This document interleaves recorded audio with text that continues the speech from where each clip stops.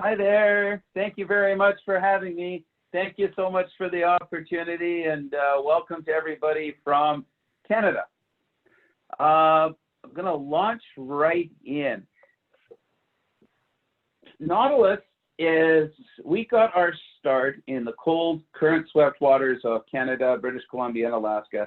And many years ago, 20 years ago, we moved down to Mexico for the winters. And over time, actually, it wasn't over time, very quickly, we came to love the area so much that we stopped migrating south for the summers, and we went from one boat. We now have 21 boats, big and small, down there. I absolutely love Baja, California, and I want to share just some of the highlights of it. Some of our biggest and most charismatic animals are, if you look at the top left, Guadalupe with the white sharks, San Ignacio Lagoon with the crazy gray whale behavior, Magdalena Bay with striped marlin, Socorro, of course, which has become very famous, and Sea of Cortez. Next slide, please.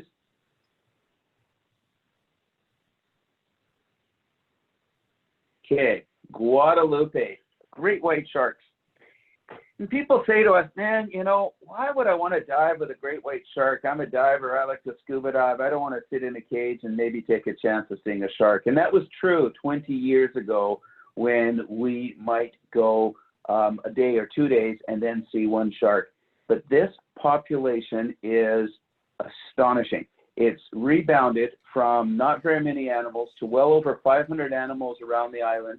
We've identified 366 sharks in this bay. And if you can put that in perspective, if you look at the room that you're in right now, and you know the side of the room, 8 feet away, 10 feet away, these sharks are twice that length. It's common to see 2 or 3 sharks at one time. They interact with us. When the big mamas show up, the big, huge females, it gets freaking scary. Next slide, please.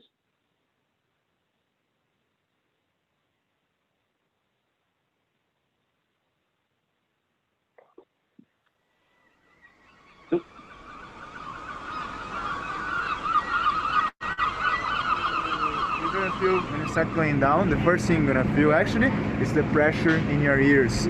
So what you're gonna do, you can put up your mask for now and hold it right there. I am the ocean's greatest fright,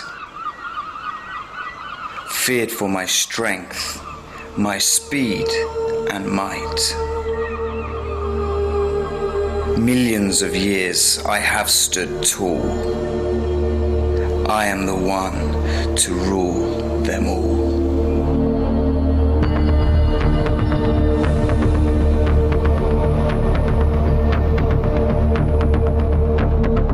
Carcharodon carcharias, the great white shark. A name that needs no further explanation. A synonym for fascination, intrigue, fear. Being more than 400 million years old, this large mackerel shark can be found around the world in all coastal and offshore waters with temperatures between 12 and 24 degrees Celsius. And yet, one particular place stands out.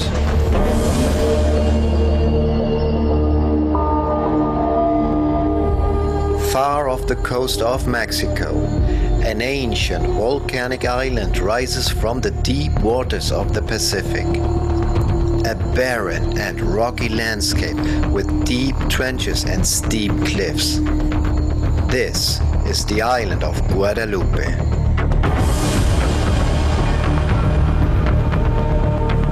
Home to an abundance of elephant seals, California sea lions and Guadalupe fur seals. This mysterious island has become the best place in the world to observe great white sharks. The main reason for this is its crystal clear and calm waters, but even more so, the great numbers of sharks which can be seen here between the month of June through December. Guadalupe fur seals and elephant seals were almost wiped out by irresponsible human hunting practices in the 19th century, but they rebounded to healthy-sized populations from tiny groups of survivors. Great whites can reach lengths of more than 20 feet and can weigh in excess of 5,000 pounds. They have been tracked in depth deeper than 4,000 feet beneath the ocean's surface. Mighty numbers for a mighty animal. And yet, seeing them, especially for the first time, in their natural habitat has provoked a realization in almost every single person Nautilus liveaboard ever had on board during those expeditions. And the realization is that this animal has been greatly misunderstood and misjudged for the longest time. That it has been falsely depicted as an evil and cold-blooded killing machine of humans. Nothing could be further from the truth. For the majority of their time, great white sharks move slowly and calmly through the water. They almost never show any aggression towards divers in the cages. They just do what great whites do. They all have unique personalities, which you grow very accustomed to after you have spent some time with them. As your fear for the animal diminishes, your understanding and respect for it grows at the same time. This newly gained understanding effectively helps to improve the overall image of this amazing and powerful apex predator. After you have completed a great white trip aboard one of our vessels, you will certainly see those animals with different eyes. That is not to say they should be taken lightly.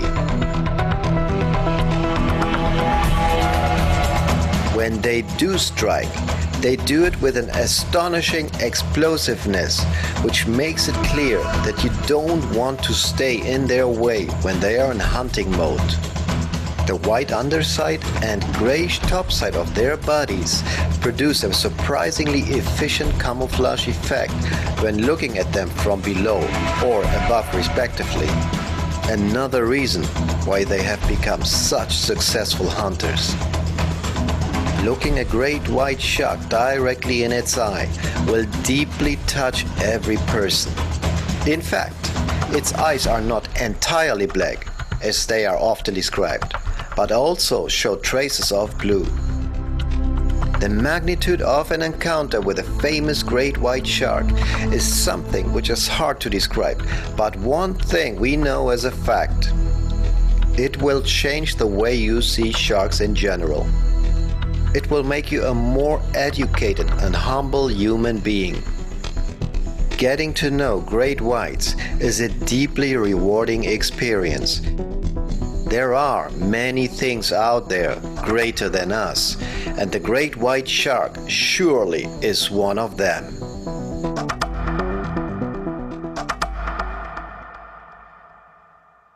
Thank you. Next slide, please. So I wrote that script, and I don't talk about, San Diego's easy to get to. We have 3 boats. They all have showers and air conditioning and hosties with drinks on silver platters and all that kind of stuff. That's a given. That's what we should take care of as a liveaboard. What I talk about and what I tried to express in that video was that swimming with these big, big fish will change your life. Looking in the eye of a great white shark that's looking back at you very peacefully. It's nothing like you see with the hyped up movies. These are big sharks who go about their life, and we are incredibly fortunate that we've discovered an area where so many sharks aggregate. We've identified 366 sharks in this one bay. On several trips 2 years ago, we had over 50 different sharks around one of the boats on a 3-day trip. It's common to see 2-3 sharks at a time. And as you can see in this picture, where the sharks are checking us out. Of course, they're predatory. They're almost apex. They're one step below the orcas. But they're an amazing animal. It's an amazing lifetime experience. It's nothing about cages or any of that stuff. It's about being in the water and being able to share it with his guys. My favorite story, next slide please, is I remember very clearly about 10 years ago, and I was standing on the back deck of the Nautilus Explorer, and these are the days where we could still do shoreline tours. And there was one of our Zodiacs, one of our inflatable boats. It was cruising along the shoreline, and I think it had about 8 or 10 guests on board. And so you've got an 18-foot inflatable, and behind it, maybe 100 feet behind, there was a big, huge dorsal fin, followed by the big caudal fin of a big, big shark following that inflatable. And what I love about diving, what I love about having divers on board is that in any other kind of boat, a fishing boat, a yacht, a cruise ship, if there was a giant 18-foot shark following a rubber boat full of guests, of passengers on the boat, there would be mayhem calls to the Coast Guards, there'd be distress flares and people with shotguns, and everyone would be completely freaking out. And you know what, we're a dive boat. You know what our divers wanted to do and what we did? Turn around, try and get closer to the shark. Everybody put their cameras in the water. Everyone was getting the best pictures they could. I love the sharks and I love divers. Next slide, please. So we're going to talk just a little bit about the animals themselves. Because yeah, I can talk about the experience. I can talk about it's life-changing, looking in the eye of a great white shark. But it's also, I think, it's enlightening to understand this particular population. The animals gather right now at this time of year. So this is a seasonal population. For most of the year, or for half the year, they disperse. They're down south, they're up north. They go out to what we call the shared offshore foraging area. They go out to Hawaii. And then in June, there's maybe, of the 500 some odd sharks there, they think that maybe 3 or 4 are resident year round. And some years, maybe up to 10 will stay there throughout the year. Next slide, please. But what happens is that by June, all the males that are showing up that year are there. And there's a lot of competitive behavior. In the previous slide, you saw the males going up against each other. That's actually called paralleling behavior, where the sharks go up, they measure themselves against each other. And it's really interesting to watch because the shorter sharks, or the less aggressive, less dominant, they peel off and you're left with the bigger sharks. And so what you're looking at in this slide is telemetry from some satellite tagging that was done years ago. And I've got to tell you, at the time, I was dead set against this. I thought it was horrible. They had a big commercial fishing boat out there. They were fishing for the sharks. They were pulling them up on a ramp, and sport fishermen were paying money to be able to do that. And they were drilling a big hole in their dorsal fin and strapping on a satellite tag that stayed with the shark for almost a year. And I thought, oh, this is terrible what we're doing to the sharks. But in fact, it's given amazing information. Each color on there is a different satellite tag, a different animal. And if you look on the right side, you can see Guadalupe, you can see that aggregation. You can see the shared offshore foraging area, what we call Shark Cafe, which is actually an incredibly nutrient-rich part of the Pacific Ocean. Everything is there from Architeuthis, the giant squid, to sperm whales that feed on the squid. And I've got lots more slides that I could show up just on next time around. And it's very, very alive. So they spend the winter out there. You can see there's one guy who went out to Hawaii, north of Hawaii, and then came back in. You can also see the animals up in California where there's 2 other spots where white sharks typically aggregate. So you can see they go out to SOFA, they come back. Next slide, please. The females are different. What the females do is their gestation period is 18 months.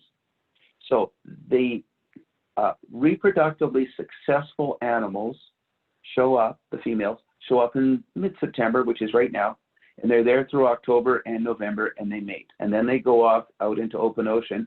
You can see how it's actually, the population is far more spread out, and then they pup on the inshore waters. You can see them inside the Sea of Cortez. You can see them right on the shoreline of Baja, California, Baja, Mexico. So they have to pup inshore, which typically happens in May or June. The new great whites are maybe 5 feet long, super cute when you see them. I mean, I think only as a diver do we think a 5-foot great white shark is super cute. And they have very soft teeth, so they have to be in the inshore waters. And then the mamas leave them and go back up to Guadalupe now, and they mate. So what we're seeing at this time of year is an annual breeding event that starts in June with the males and finishes when the females leave. What's very sad is if you look in the bottom right-hand corner, you can see that one red tag. That shark disappeared and was never seen again. So presumably it went into the Sea of Cortez, it was caught, fished, and that was it. The other problem that's sad on this is that the Sea of Cortez, while fishing for great white sharks is illegal in Mexico, every year the fishermen take 4 or 5 animals which have a black market value of maybe $40,000. Okay, next slide, please. The way that we dive for the sharks is, people say to me, Mike, is it dangerous to dive with a great white shark? Hell yeah, of course it is. These are giant great white sharks, but we do it safely, and we have lots of protocols, and we do everything we can keep you safe. So we dive 2 different ways. If you look at the A cages, those are surface cages. You can come and go as much as you want.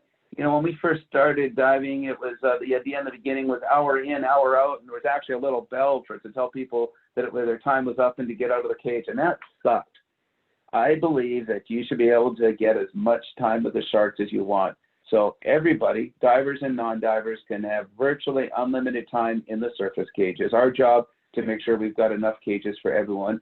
And we have the submersible cages for people who are comfortable with them. There's always a dive master, and everybody gets 3 submersible dives a day. And if there's a chance for more, grab a spot. That's cool. Great. Go for it. Okay, next slide, please. And there we are in action. So this is one of our ships, the Bellamy. You can see the submersible cages, which is just, you get such a cool perspective to go down to 30 feet and you're looking up at the sharks all around you. I love this experience. That is our great white sharks of Guadalupe. There are more animals in Baja California. Some little fish that are just a little, no, I'm kidding. Let's go on to the next slide, please, which is Socorro Island.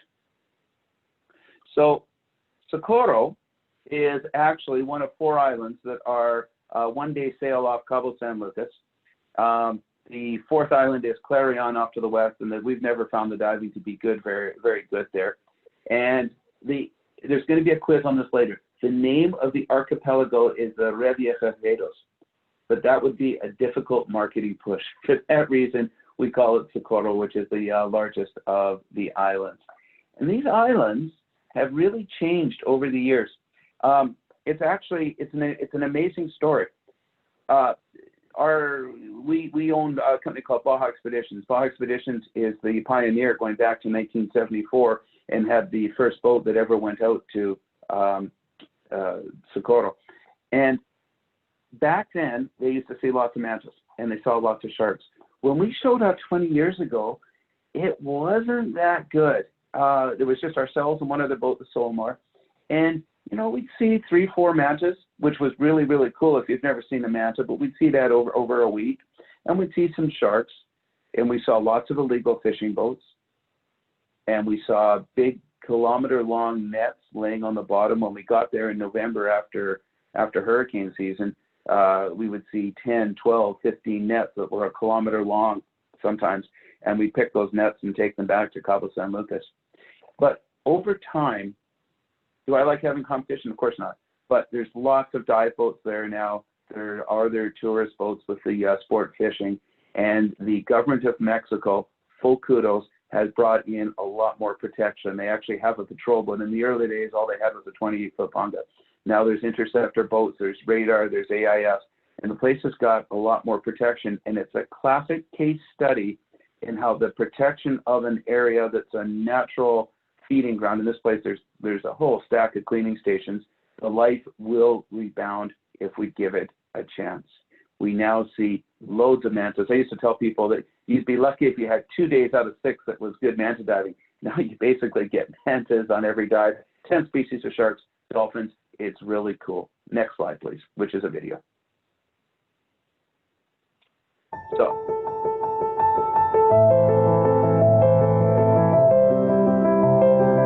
Sharks and rays, they are at the top of the food chain.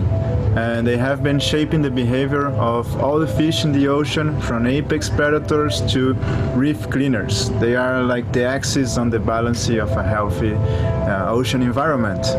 Here in the Socorro Islands, the manta rays have become an icon in such a way that brought the attention of all the world conservation community. And in 2016, UNESCO have declared the archipelago Revillagigedo a World Heritage Site. Since then, we have seen increasingly protection and ecotourism activities. A year later, Mexican government took a step forward and declared the Revillagigedo Islands the largest marine protected area in the whole North America, banning fisheries between islands and benefiting all fish population that inhabits this place, from sharks to tunas, and all of this because of this amazing fish, the giant manta ray. There are two color variations, the black and the chevron, and what are used to identify the manta rays are the spot pattern on the ventral area, on the ventral surface. So all those spots on their belly is like a fingerprint which they're born with, and through that we can build a database to help scientists, researchers and conservationists to protect and learn more about these animals. These fish, they possess the largest brain of all fish in the ocean, and this is only one of the proof of their intelligence.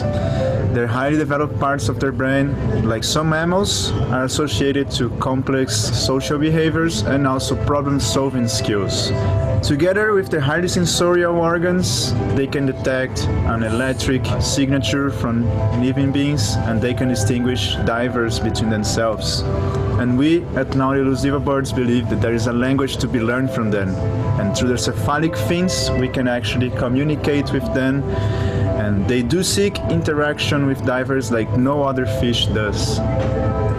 At Nautilus Liveaboards, we try to connect the guests with the animals that we are seeing, and through education we can make our guests become aware of the threats that these animals are facing and how to properly conserve them.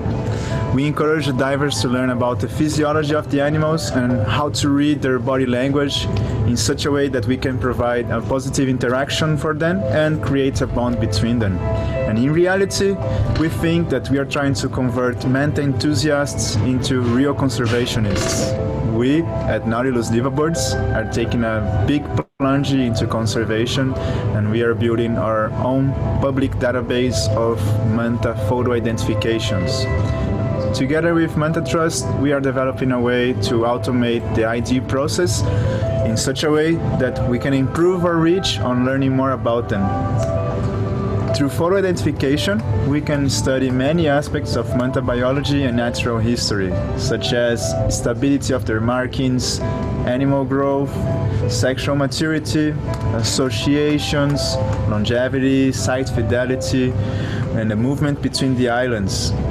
So every week we try to collect as many photos as we can from our guests on our boats, and that way we are trying to improve the possibilities of protecting these animals and learning more from them. So these mantas have done a lot for these islands. People come from all over the world to see and interact with them, because this is not only some of the largest aggregation of manta rays, but also one of the places where you can closely connect to them and really have an interaction with them. The Socorro mantas have seemed to develop a fondness of feeding a diver's bubbles on its belly. They are actively seeking interaction with divers, and they love to hover above them to feel the rising air stream thick in their bellies. By having more people, we can build more information and a larger protection network. From my side, I am not more than a manta lover who is eager to advertise to the world the hour of diving with them. I also feel like I have a responsibility of taking our guests carefully through their amazing realm, not to create any harm to them and somehow give them something back, by inspiring people to love and share their passion for them. I invite you to join me on the Nautilus Bellamy this season and experience for yourself the unique bond that connects us to these amazing animals. Experience manta love like never before at Nautilus Liveaboards.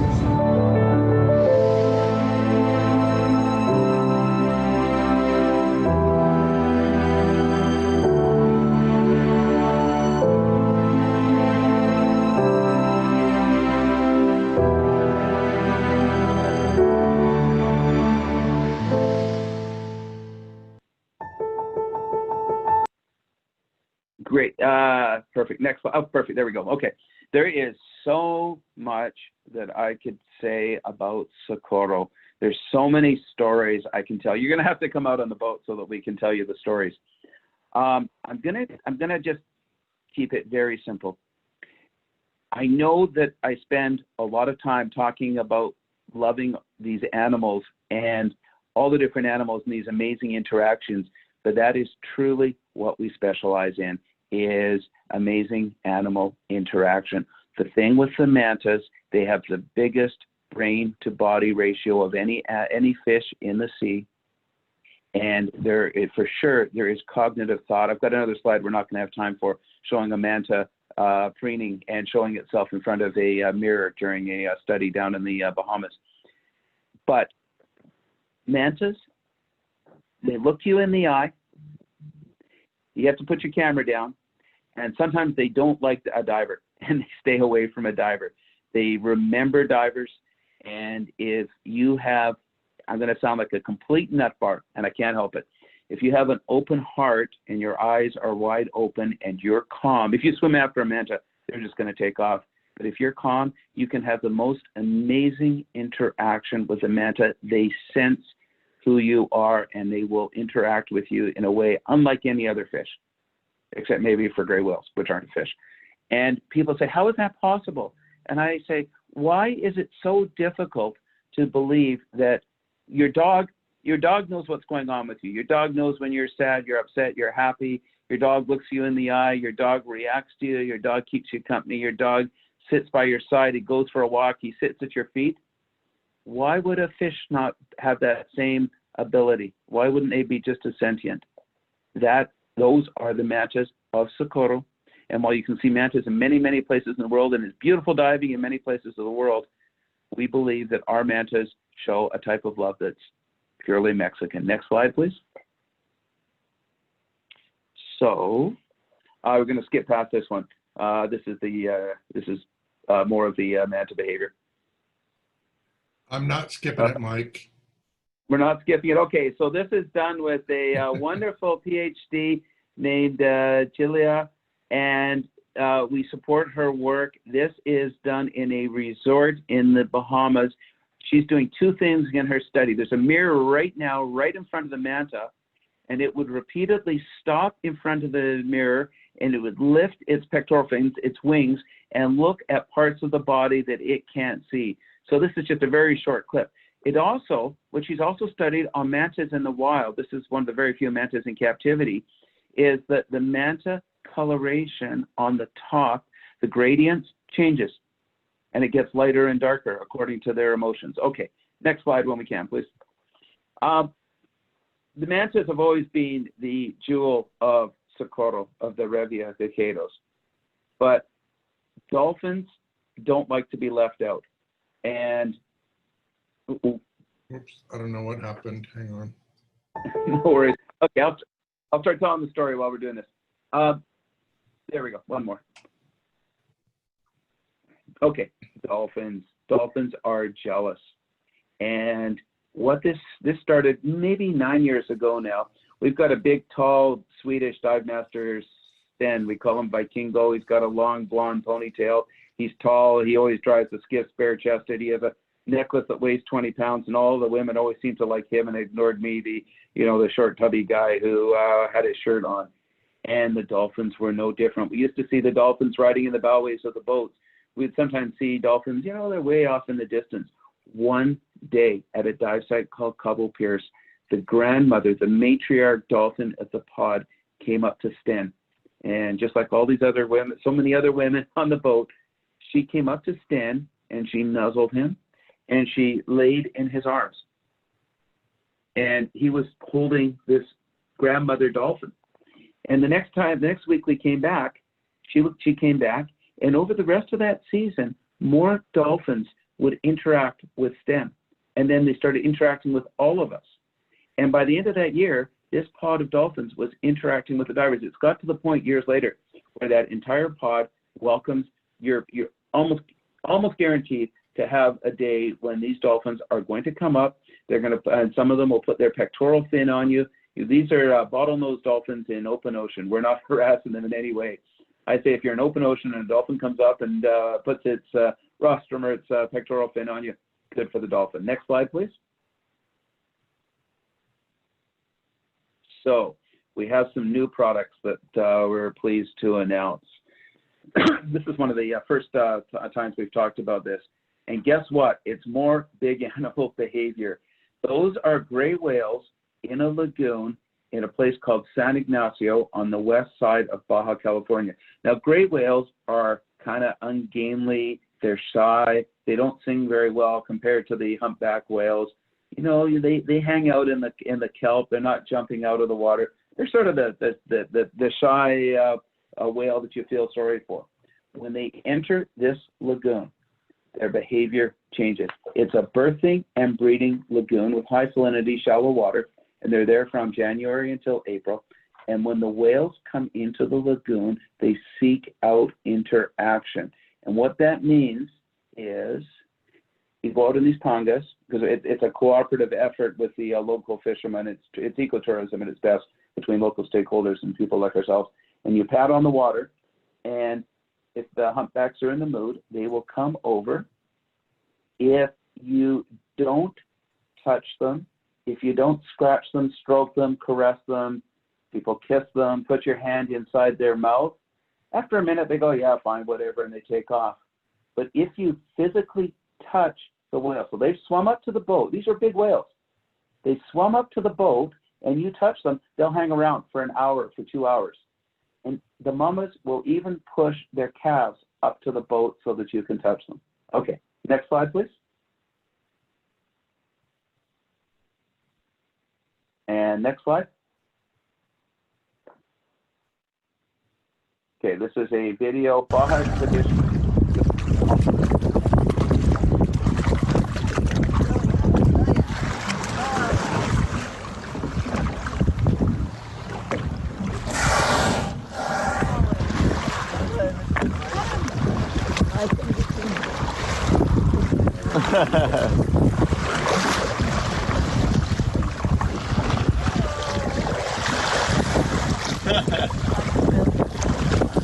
Belly scratch. Really?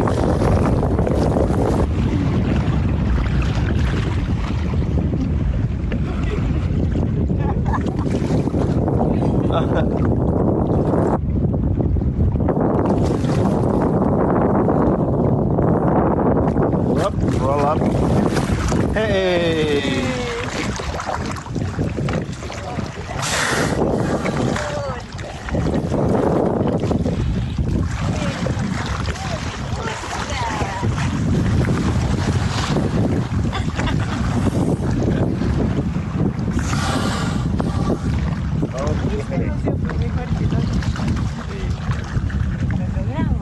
So we have to go to the next slide.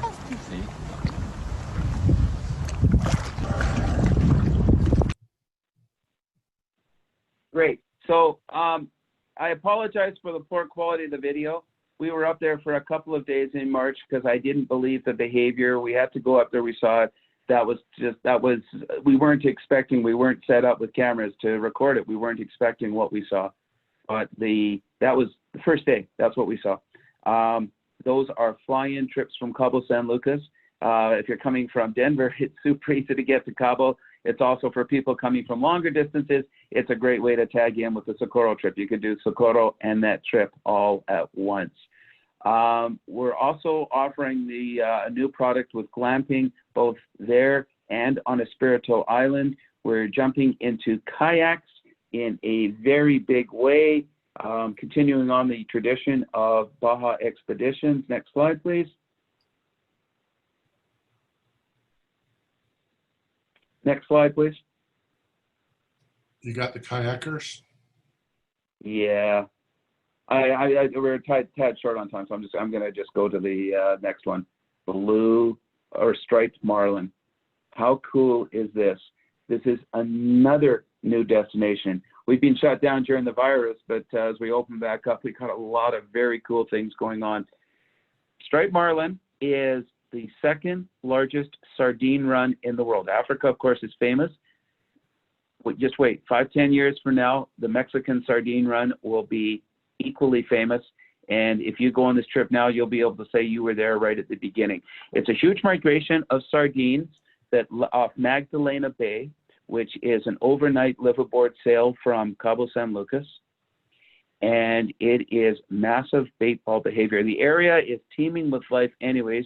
You get the California current coming down, you get the Panamic current coming up, you get the huge upwellings off the edge of the continental shelf, and boom, you've got huge schools. So these bait balls, they're not like Socorro, but they go very quickly, last for hours. You can have up to 50 of these marlin swirling around the bait balls, and sea lions showing very interesting predatory behavior. The area itself on these trips, we'll spend 2 or 3 days with the bait balls. We've discovered a wreck of a World War I submarine that's remarkably intact, a wreck of the steamship Independence, which sank with a loss of 150 lives, loads of turtles. We're still searching for the top of the pinnacles. This season is October, November. Jump on. We've got super discounted trips that are only available through, next slide please, through Weaver. First trip leaves on October 4th. A couple of slides just to close on. I'm going to put in just a very quick plug for our company. Steve, we can just sort of flip right through these. That would be great. We are all about safety, unrelenting safety, staff, a crew who love what they do and want to share that with you. That's one of our chefs, Julio. Don't mind the knives. He's actually quite a nice guy, even though he's from Sinaloa. And an absolute commitment to excellent guest experience. This is one of our boats, the 132-foot Nautilus Explorer. I built that boat in 2000. I spent 18 hours a day in the shipyard and got divorced over it. That's our newest and biggest boat, 147-foot Bellamy. Each boat has its own different personality. This is the Undersea Hunter, a very famous boat. Dr. Perry of Perry Oceanographics personal subtender. It was then the Undersea Hunter at Cocos. I bought it from Avi. We stretched it from 85 to 105, put a new superstructure, new engines. She's a beautiful classical boat catering to smaller groups of 19. And one more, the Gallant Lady. This is our yacht. She's 116 feet. She takes just 12 guests, smaller groups. She's a little bit more expensive than the other boats, does Sea of Cortez and Socorro. I'm very proud of what we do. I'm very proud of the people that I work with, and I'll just close with this video.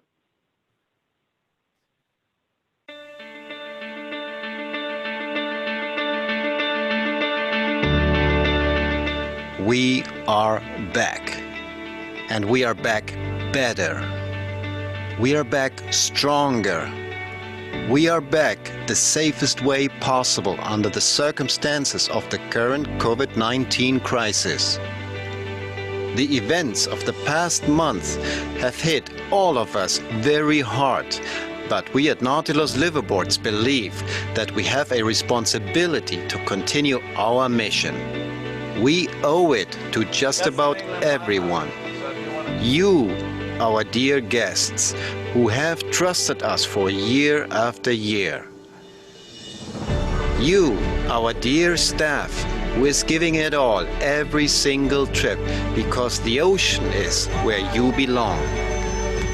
And last but not least, you, our beloved animals in the sea, who depend on our support in the constant struggle against illegal fishing. Rebooting our operation after the needed full stop was a Hercules task which needed all hands available.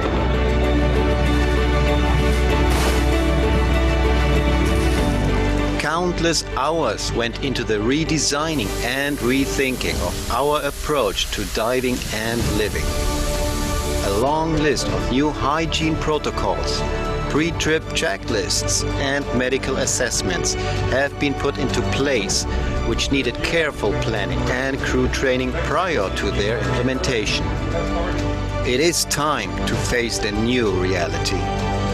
Yes, things have changed. And yet, at the same time, things have not changed. This became very clear on our maiden voyage aboard the Bellamy into the Sea of Cortez after the lockdown. Absolutely gorgeous. Great, it circled us for like 20 minutes. It was amazing.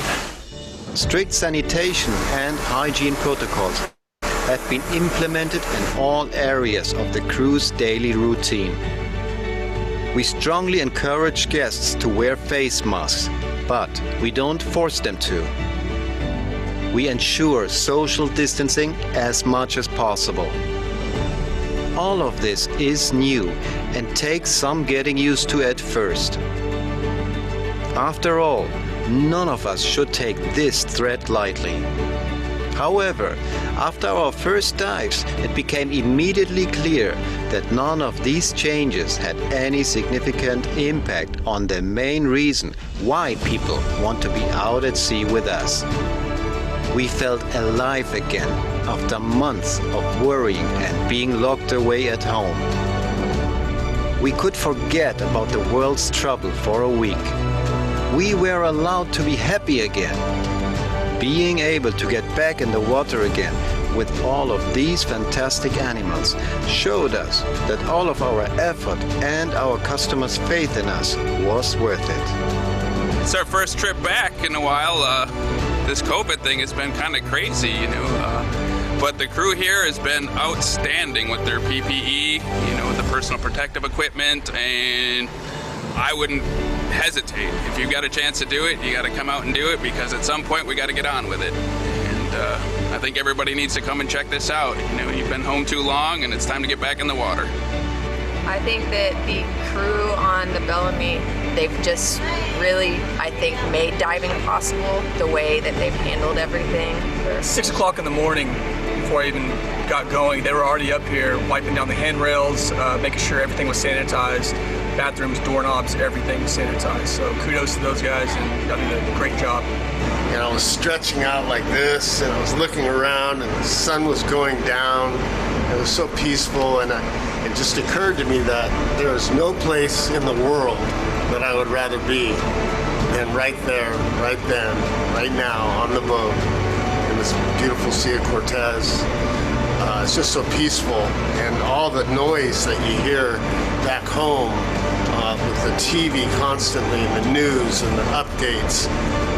Without hearing that, everything's just seems to go back to normal, and it's relaxing. It's really nice. I feel much safer out on the water than I do in the middle of a big city. So this is definitely the place to be right now.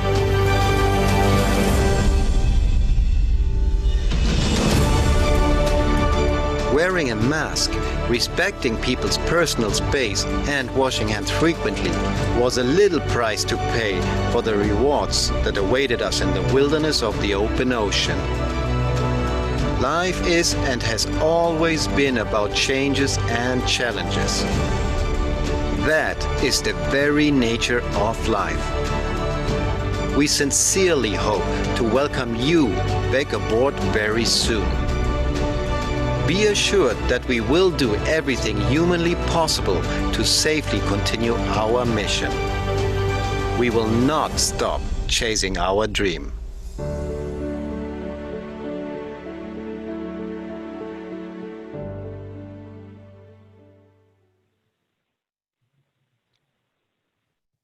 Thank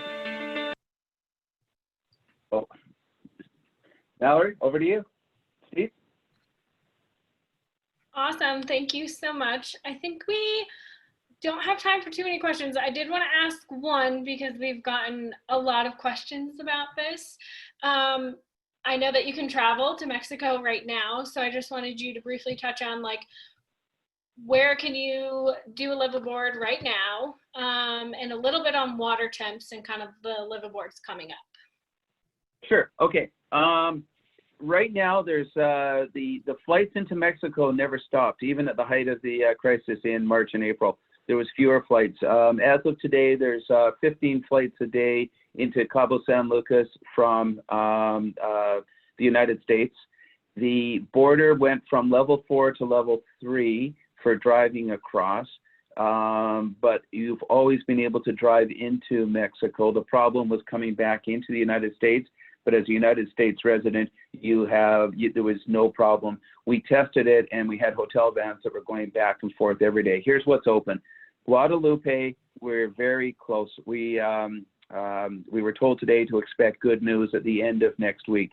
So Guadalupe white shark trips, I expect will be running probably by October 9th. And it's been delayed and delayed and delayed and delayed, but we're being told by government that we're finally going to be open. Water temps at Guadalupe, it's chilly where the sharks are, 68, 69, maybe 70 degrees. California temperatures on the surface. So, Sea of Cortez is running. We've got one boat there. We're starting a second boat on the 26th. Visibility is 100 plus. Water temps are in the 80s.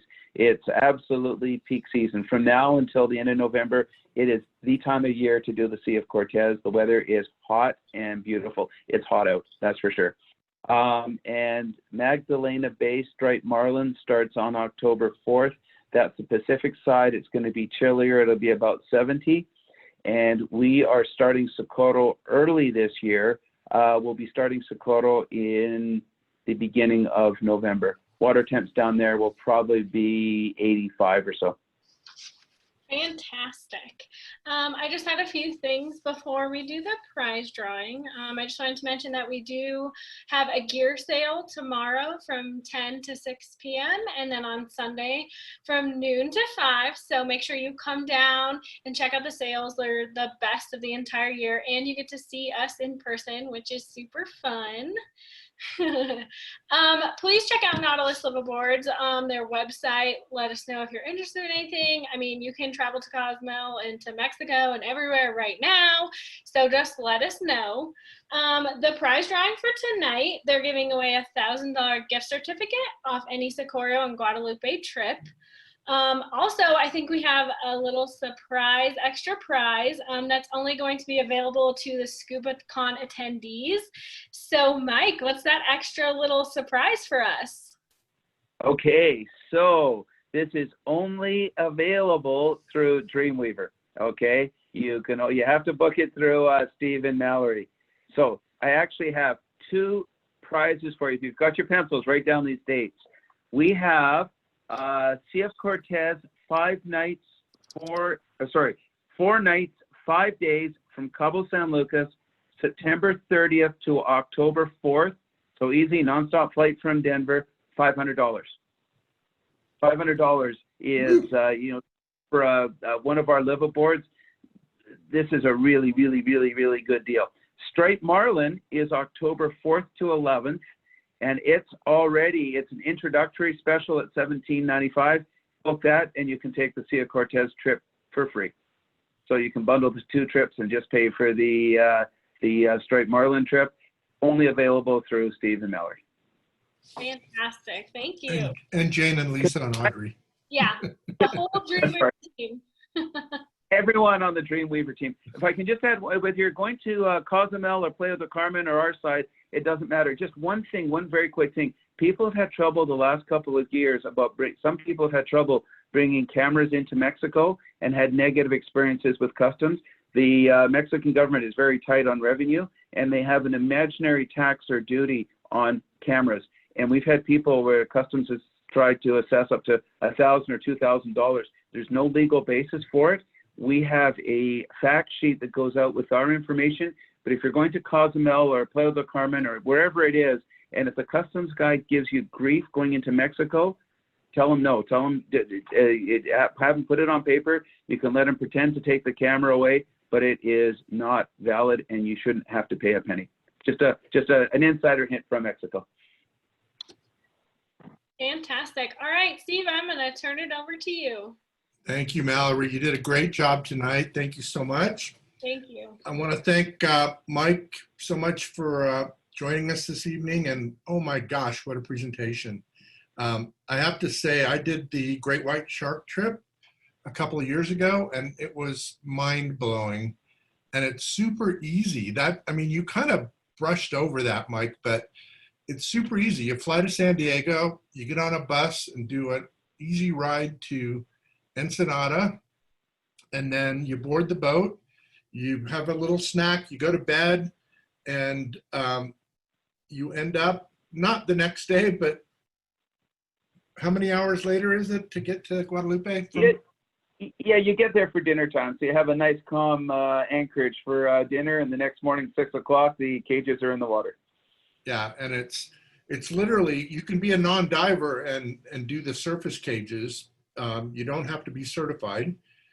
They have a hookah system that you breathe off of for the surface cages, and you can literally get in those as often as you want. The first day, of course, everybody's clamoring to get in the cages because they're excited, but after that, it eases down a little bit, and you can probably get in the cage as often as you'd like on the surface.